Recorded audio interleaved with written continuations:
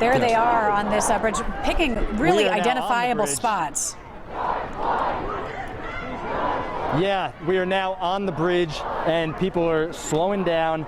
I think in a moment when people start to settle, I'm probably just going to stop talking and allow you guys to watch if you'd like to see this moment of silence that's going to be happening. I can, while we're waiting for that to happen, give you a little idea of some of the more interesting things that have stood out to me from what we've seen on this march. A lot of signs that include, this is our collective PTSD. We saw one that said, I'm blanking out, it said good cops would be marching with us.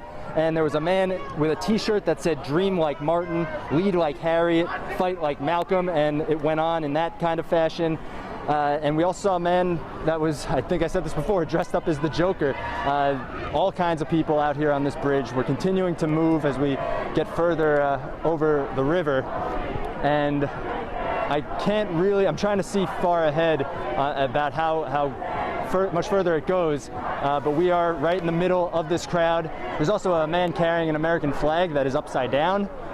You can maybe see some of the signs that people are carrying, and the chants are still going on, but now that we are on the bridge, it is definitely quieting down. David, I noticed yesterday when a similar march happened, it might have been a smaller crowd, and it was just in one of the, I believe it was in the southbound lane. This appears to be both sides of the bridge, both directions being cut off. Is that right?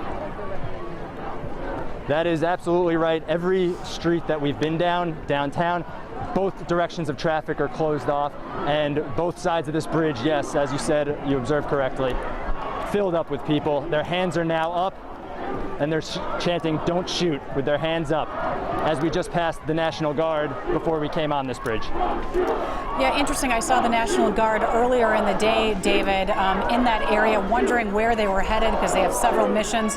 Now clear that this is where they were headed, knowing that this march was coming there today. We did see them on the side before you made your way onto the bridge. People there we're seeing holding their hands up and chanting. You're walking across the bridge now, is that right, David?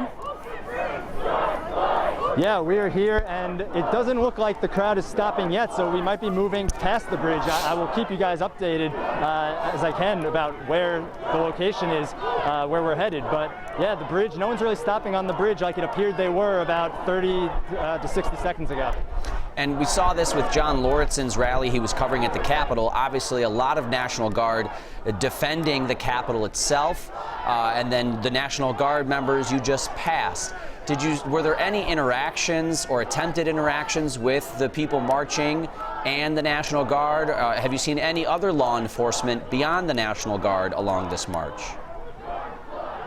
There were no interactions. The National Guard were standing several feet back from the street, really down a wide sidewalk there, and they were just observing. They were watching. No one even really seemed to pay them much mind either.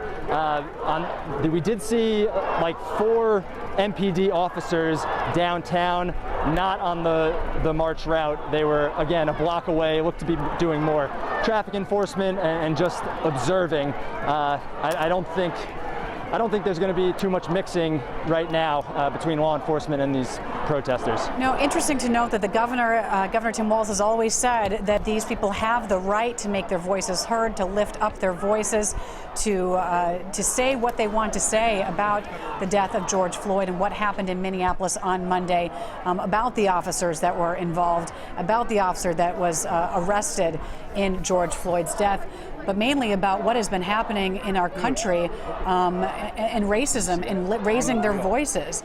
And the National Guard and other officers in place to make sure that their rights to voice their voice are protected, that while this curfew is not in effect during the daylight hours, that they are protected so that their free speech is protected. And so interesting to see that they held back just as they said that they would, allowing these people to march through the streets and march through very visible, well-known areas of Minneapolis, from US Bank Stadium now to the Hennepin Bridge. And we understand that their next location is the I-35W bridge.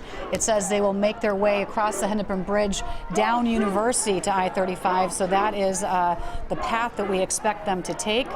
It looks like some folks already off the bridge and making their way, but we do know that one other thing they were going to do was kneel at each of these locations. That we have not seen yet at the Hennepin Bridge, just on the move and feeling clearly a lot of energy from these folks as they move throughout Minneapolis right now. And I wonder too, Jen, if you said there was a third location, correct, that they were going to kneel? Yes, I-35W Bridge. They'll be making their way from where they are right now down University.